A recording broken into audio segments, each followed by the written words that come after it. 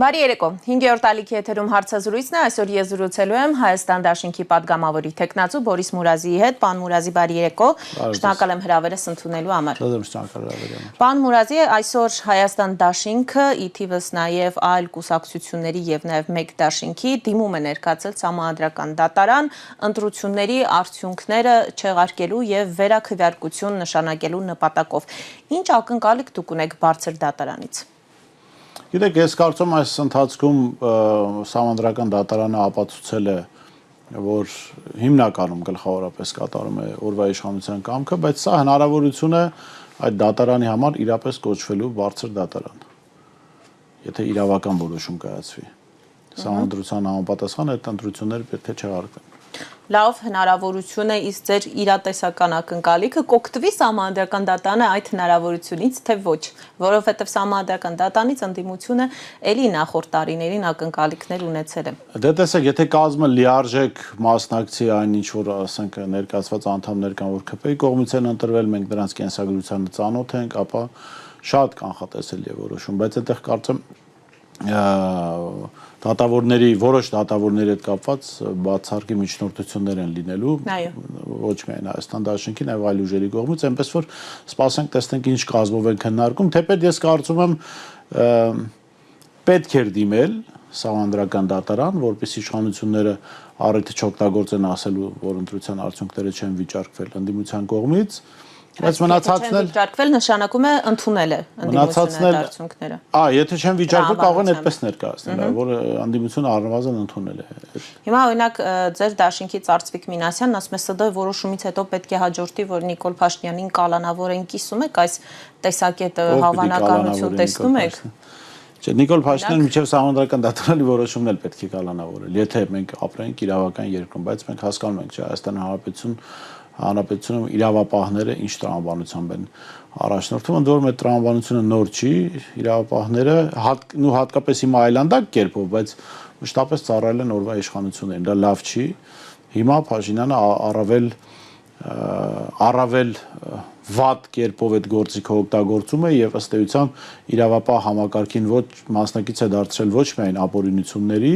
այլ հայրենիքի դեմ դավադրության։ Պան Մուրազի, մենք Սահմանադրական դատարանի որոշմանը եւ նաեւ Նիկոլ Փաշինյանի անելիքներին կանդրադառնանք, բայց մինչ այդ հետաքրքիր էր, որ այսօր, այսպես կարծես շղթայական էֆեկտով շատ ուժեր ներկայացնում էին դիմումներ, գուցե ընթացքում նաեւ շատանա դիմումների թիվը։ Այս պահին մենք տեսնում ենք բացի այն 3 առաջատար ընդդիմադիր ուժերից, որոնք նախապես հայտարարել էին, բացի Արման Թաթոյանից, որը նույնպես նախապես հայտարարել էր, կան նաեւ ուժեր, օրինակ Դոկն է ներկայացրել, Հայկ Մարությանի նոր ուժն է ներկայացրել, մինչ այդ Արման Բաբաջանյանն էր հայտարարել, սա ինչով է պայմանավորված, այդ ուժերը ինչու որոշեցին վիճարկել այս արդյունքները։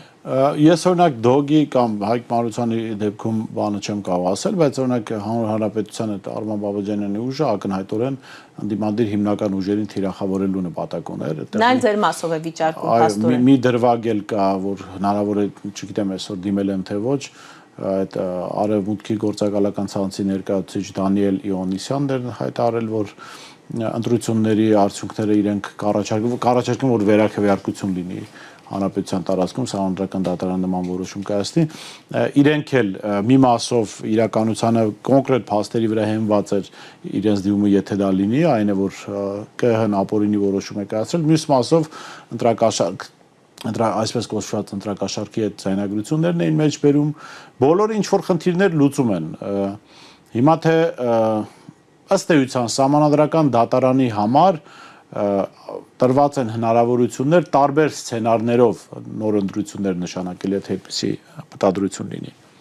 Դուք տեսեք, համ դիմում եք Սահմանադրական դատարան, համ ես հիմա ցանկանում եմ մեջբել ձեր անձնական տեսակետը, չգիտեմ դա դաշինքի տեսակետն է թե ոչ, բայց դրա հետ մեկտեղ գտնում եք, որ այդտեղ է հենց թակարդը, որովհետև հնարավոր է Սահմանադրական դատարանը գնա այդ քայլին եւ ասի այո, նշանակում եք, ահա, խնդրեմ։ Մի բան է, երբ որ Սահմանադրական դատարանը ընդդիմության դիմումի հիման վրա է նոր ընտրություններ նշանակում, դա նշանակում է, որ ընտրողները, ընդդիմությանը աջակցող քաղաքացիները այսպես նոր լիցքով էներգիայով են լցվելու եւ հասկանալու են, որ երկրում իրավիճակ է փոխվել, այսինքն ընդդիմությունը այնքան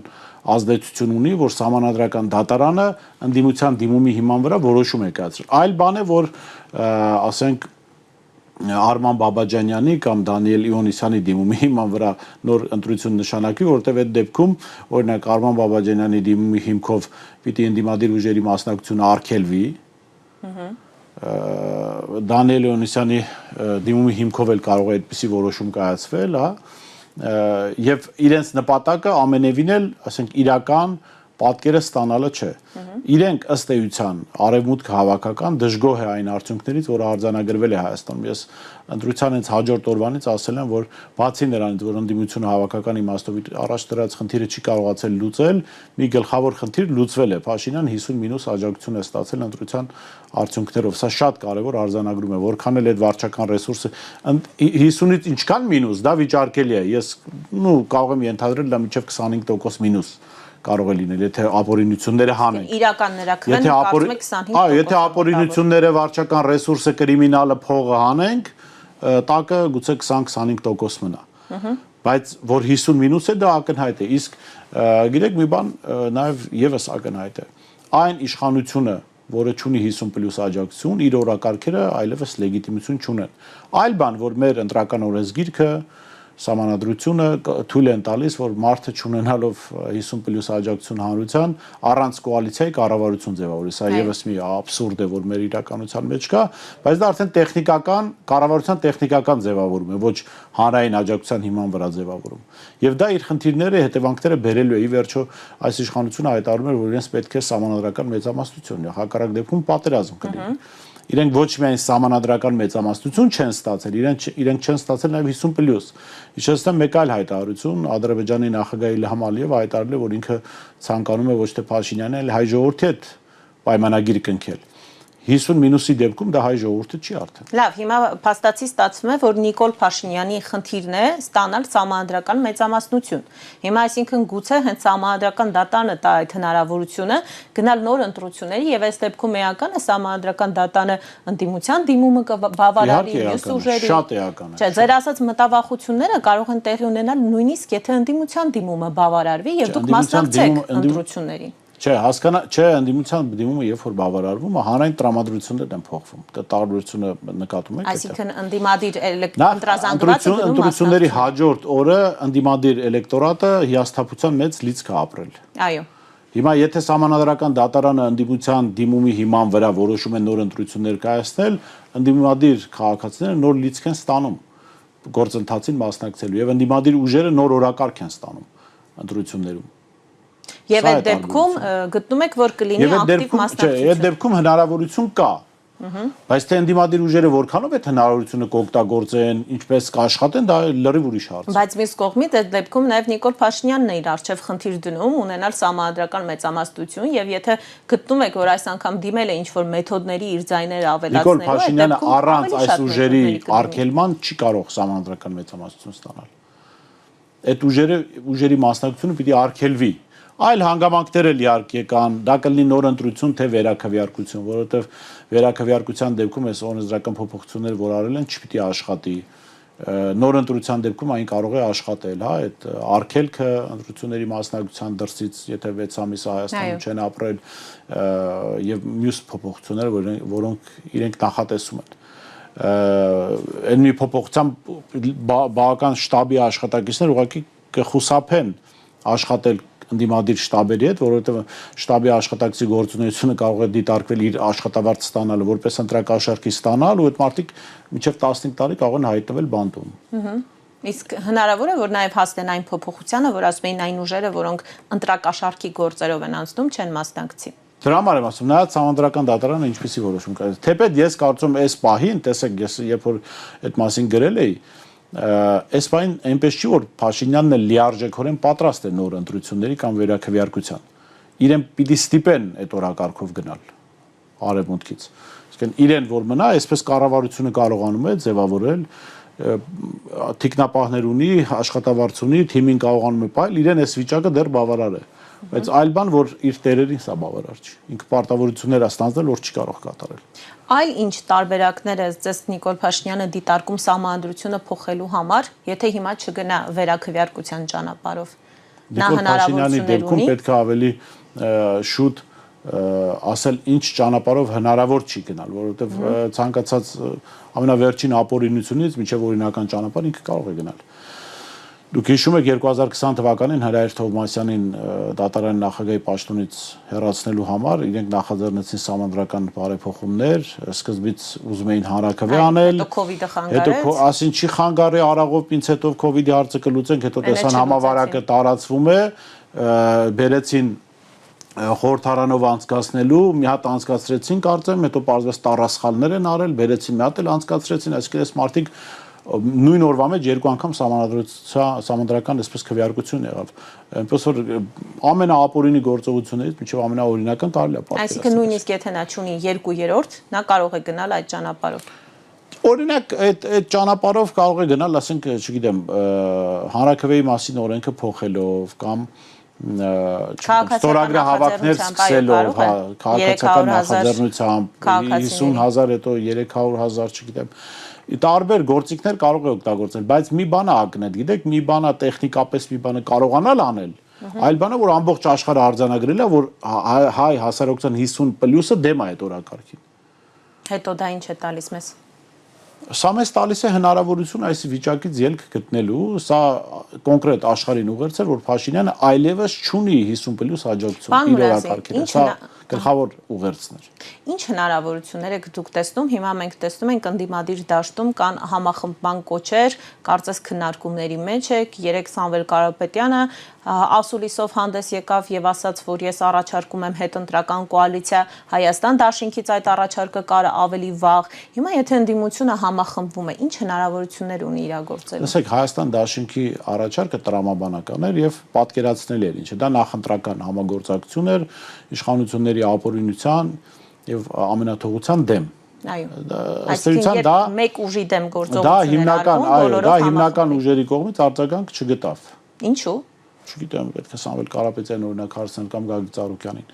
Բայց առաջարկը նախընտրակումներից տեղյակ չեք, օրինակ ինչն է խանգարել։ Նախընտրական տրամաբանությամբ Հայաստան դաշինքի առաջարկը հասկանալի է։ Այ հետընտրականը էլ պետք է բացատրվի, դա նախ ինչի համար է համախմբումը եւ ինչ տեսքով է ուժեղ հանրահավաք։ Ինչ կտա դա։ Արդյոք այդ հանրահավաքը կվերածվի Սամվել Կարապետյանը։ Ես գիտեմ, որ մարդը սրտացավ է պարոն Կարապետյանը, բայց ես չգիտեմ իրենց պատկերացումներն ինչպիսին են։ Միայն հանրահավաքի անունը ուժեղ դնելով խնդիրը չի լուծվելու։ Հետ համատեղ է ուզում իրականացնել։ Դե թող քննարկեն։ Հայաստան դաշինքը ունի կոնկրետ պատասխանատուներ, կարծում ընդդիմադիր այլ ուժեր կան, թող քննարկեն, եթե ընդհանուր հայտարարի կգան, ապա հասկանալի է։ Բայց ես կարծում եմ, եթե իրեք ընդդիմությունը պետք է երկու մոտեցում ունենա։ Նախ հետընտրական կարճաժամկետ մոտեցումներ, այսինքն ինչ պետք է անել ընտրությունների արդյունքների հետ, չգիտեմ, փողոցային պայքար պետք է լինի թե չէ, հետո հարցը գնում մանդատները պետք է վերցնեն թե չէ, եւ պիտի ունենա երկարաժամկետ պլան B։ Ցավոք սրտի այսքան ժամանակ ընդդիմությունը չի ունեցել պլան B եւ իսկ պլան B-ն ինչա ենթադրում։ Բոլորը չեն ունեցել, եթե որևէ մեկը։ Իսկ ինչու չի ունեցել Հայաստան դաշինքը։ Ես ձեզ դարձյալ ես ասեմ ինչու, որովհետև այս դեպքում ակնհայտ էր սոցիոլոգիական բոլոր հարցումներով, որ առաջի ուժը Հայաստան դաշինքը չի ընդդիմադիր ուժերից, որպեսզի ընդհանուր ընդդիմությունը պլան B ունենար, առաջին ուժը պետք է պլան B ունենար, կամ ցանկություն ունենար պլան B ունենալ։ Բայց գուցե ձեզ համար ընդունել չէր առաջին ուժի պլան B-ն, կամ միջև ընտրությունները պետք է առաջին ուժի հետ քննարկեիք, չէ՞, ասեիք դու ունես պլան B, եթե պլան B լիներ կլիներ, հիմա կներեք, եթե լիներ կլիներ, չէ՞ պլան B։ Հիմա հնչել են հայտարարություններ, որ մենք չենք ուզում ցնցումների ճանապարհով տանել, ասել են փողոցային պայքարը արնահեղության կվերածվի, հա, այսպեսից չնայած ես չեմ կարծում, որ այդպես էր, որովհետև 50- աջակցություն ունեցող իշխանությունը այդպես էլ չի, որ ամեն պահի կարող է ուժ կիրառել, եթե կոնկրետ կազմակերպված մոտեցում լիներ ընդդիմության կողմից։ Դուք գտնում եք, որ այդ գիշեր պետք է ընդդիմությունը դիմեր գործողությունների։ Այօնակ Փաշինյանն ասում է, ինչու հեղափոխություն չարեցիք, տարօրինակ է նստել եք տունը, ես կանեի հեղափոխություն, ձեզ է դիմում կոչերով։ Գիտեք, Փաշինյանը հունիսի 7-ի լույս 8-ի գիշեր արեց այն, ինչ պետք է աներ ընդդիմությունը, հայտարարելով, որ հաղթել է, որովհետև գիտեք, հանրային հոգեբանություն կա, իրենց դեպքում որոշ գործողություններ բերում են որոշ պատասխան գործողությունների։ Եթե օրինակ Եվ այստեղ էլի պիտի, չգիտեմ, էլի չեմ ուզում այս թեմայի մեջ մտնել, էլի պիտի գնանք առաջին ուժը, ինչպիսի դիրքորոշում ուներ, որովհետև այդ շատ կարևոր է։ Առաջին ընդդիմադիր ուժը ինչ սցենարի էր պատրաստ։ Որովհետև տրամաբանությունը հուշում է, որ ասենք եթե Փաշինյանը ասուլիս էր դրել ժամը 2-ին, Կարապետյանը դրեց ժամը 4-ին։ բայց ինչ ասեց այդտեղ։ Ասեց սպասենք մինչև առավոտ։ Շատ լավ, բայց տրամաբանությունը հուշում է, որ պետք է հասկացա, ընդդիմության ասուլիսը,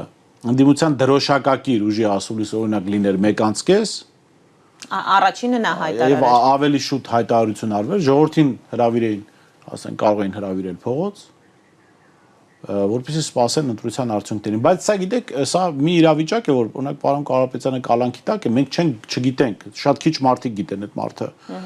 Այդ պահին ինչ է զգացել, ինչ է պատկերացրել, ինչ տեղեկատվության է տիրապետել։ Կարճ ասած, ես ճիշտ եմ հասկանում, որ այս բոլոր ընդդիմության բաց թողումների պատճառն այն է, որ դուք համակարգված չեք գործել, այսինքն ընդդիմադիր գոնե առաջատար 3 ուժերը համակարգված չեն գործել, մինչև ընտրությունները չեն քննարկել միմյանց հետ ինչ անել։ Եվ հիմա նոր այդ սխալը ընդունելով, օրինակ Կարապետյանն ասում է, այ հիմա եկեք համախմբվենք։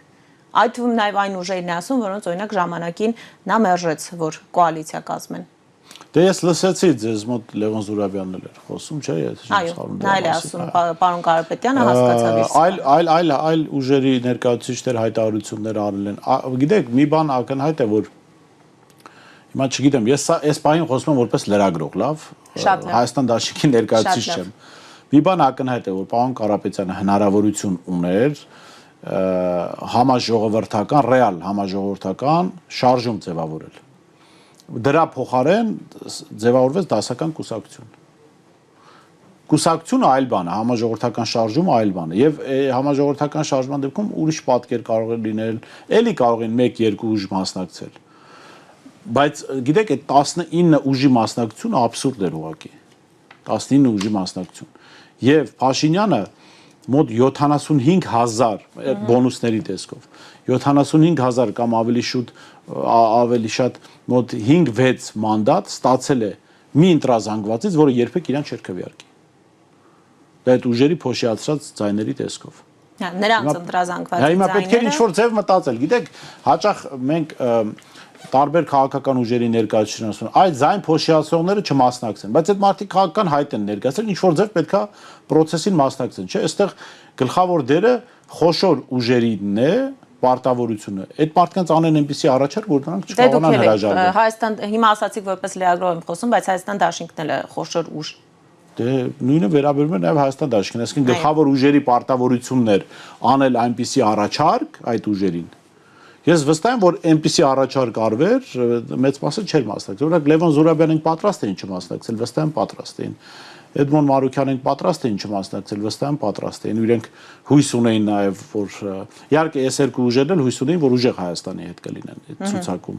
Այնտեղ էլի անուններ կան, որ կարելի է նշել։ Կա այն ակնհայտորեն ուժեր, որոնք իշխանության կողմից էին դաշնետվել, բայց նրանք այդքան ձայն չկարողացան փոշիացնել, որքան